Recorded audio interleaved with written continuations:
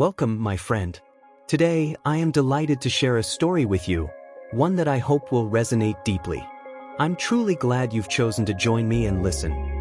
I will be sharing with you a story of the butterfly effect and how the smallest of changes can lead to the grandest of transformations.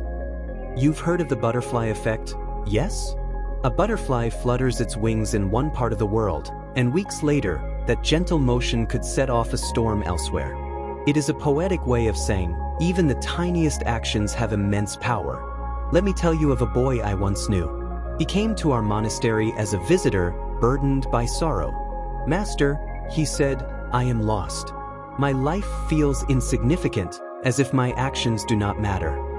I handed him a broom and pointed to the courtyard filled with fallen leaves. "Sweep this space," I said. He looked at me, puzzled. "But what will this change?" he asked. "The wind will scatter the leaves again." And I said, "True, but sweep it anyway."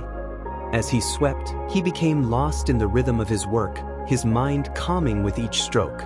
When he finished, I handed him a cup of tea and said, "You see, even small efforts bring order to chaos, if only for a moment.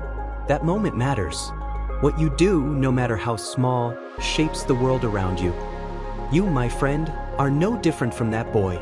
Every decision you make, every action you take, ripples out into the world. Think of a smile you offer to a stranger. It may seem insignificant to you, but that smile might brighten their day, and perhaps they will carry it forward, passing kindness to another. Now, imagine this on a larger scale. A small habit, reading a single page of a book each day, could, over time, make you wiser. Taking a few deep breaths in moments of anger could prevent hurtful words and build harmony in your relationships. Waking up just 10 minutes earlier could give you the space to reflect, to grow, to plan your life with intention.